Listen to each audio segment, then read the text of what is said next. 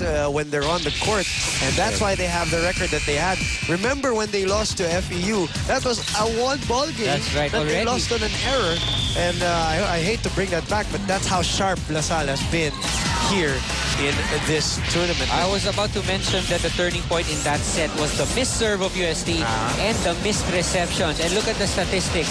Attack points hindi nagkakalayo, pero the receptions, 4 for De La Salle and only 1 for UST. So that was the turning point of that first set. No? Yung nagkaroon ng service error ng UST and followed it up with the reception error. That is what yun ang nagbago, and De La Salle pulled away after that. Reception na yun, mabigat.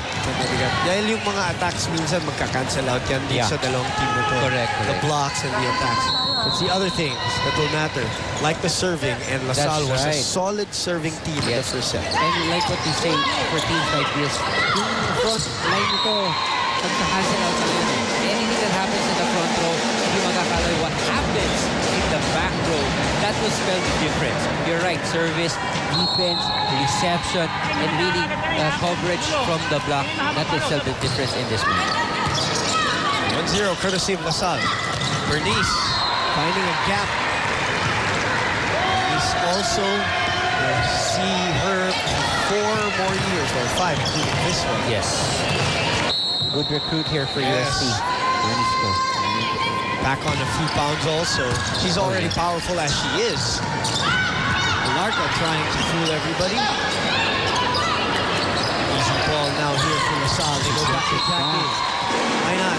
That's right. I like it when the setter gives the spiker a second chance right away. Pinabawi agad eh. After being blocked the first time, so great. You take that upon yourself, you being the setter, Yes. so you were a setter, Ian. Yes. You take that upon yourself, That's you right. give him That's right, that's right. Even before the play, sasabihin mo na after the block. The next one's yours. Sasabihin mo na, sa'yo ulit bibigay ha. Ready ka. And Just you give do him that. confidence. Okay. The reason for that is just para hindi masira din yung laro. That's right. Because you're like saying to the other team, ba't di nyo na-block? Inulit lang namin. Diba? Parang kasama yun sa psychology. yes, correct. Papabawiin mo talaga. And this is checked by Alarca. Release sends it over. Another free ball for LaSalle. They've seemed to have a lot of this in the last 5 minutes of this match. And you don't do that to a team like De La Salle with a front line of Cruz, Alarca, and Mercado. Look at this. Mercado, this is actually a bad set. Yep, and she adjusts. She adjusts and still Slides finds a way. Finds a way. She always finds a way. Ito ngayon ang sinasabi natin. Yan. Labang ng tatlo. Oh, yeah. Maagang simula. Free ball na naman para sa LaSalle. If they score on this one, like they do with Stephanie Mercado, You can see right away that the body language, their movement, it's totally different from the first set. and LaSalle continues to be intense whether they're in the lead or they're trying to make up for points. Wala. Receive ka lang. Nakapag-receive ka ba? Trabaho mo lang dyan, receive, saka dumipesa, at saka magsalita ka. Ayos na, wala sa timing yung block mo. Ha? Micah, single block ka. Bakit tinatarget mo ba yung kamay ng blocker? Please mo. Ha? Mag-isip tayo, hindi tayo nag-iisip sa game eh. Ha? Usap, tulong.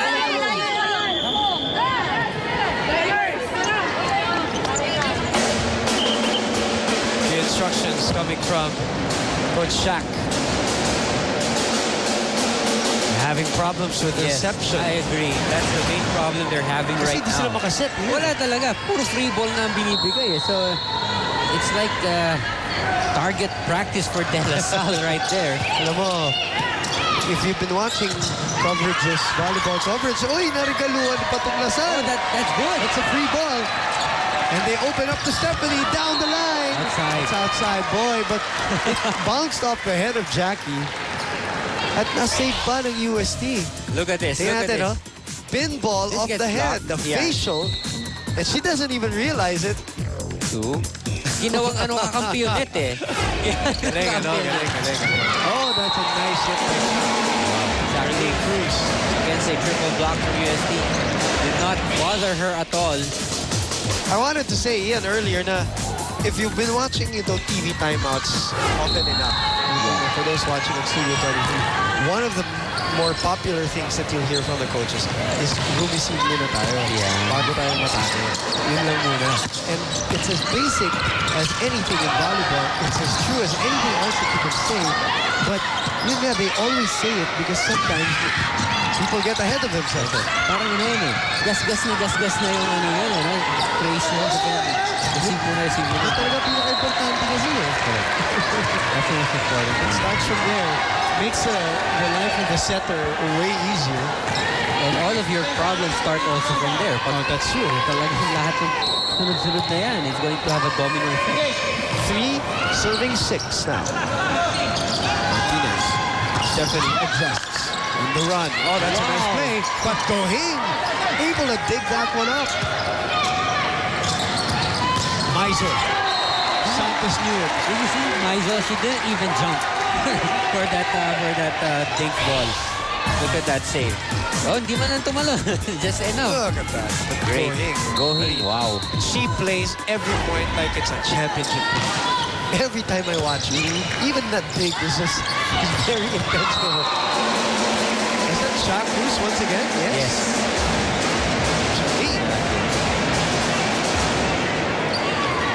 I love watching Gohing on the floor. It's like That's right. always, it's like parang gera lagi. And her headband is also green.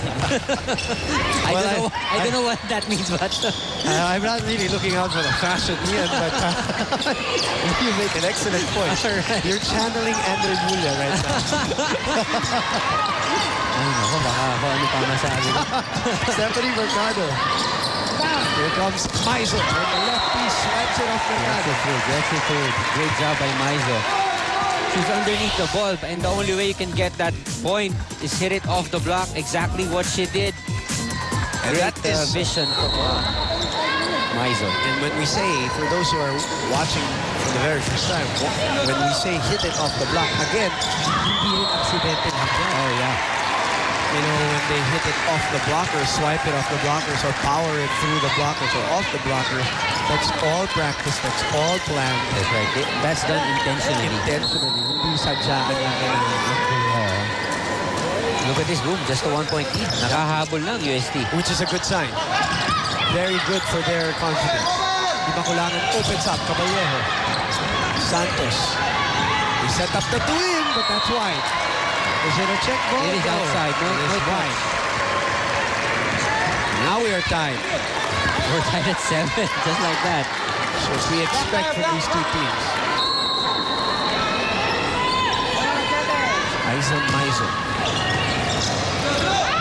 Third-year player for UST. It's a point for LaSalle. And at 8 points, we get a technical timeout in. That's Stephanie Mercado on your screens. LaSalle in the lead. We will be back.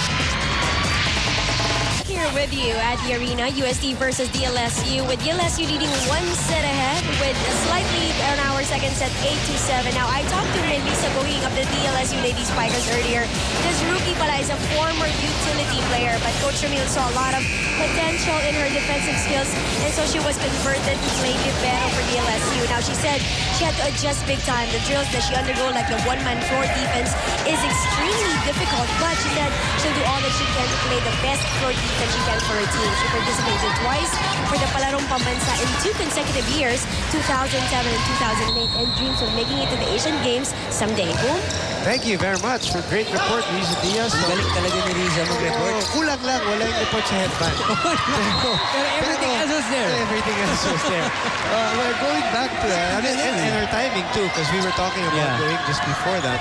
I mean, we see now where that intensity comes from. This girl has big dreams. Correct. And It's serious business.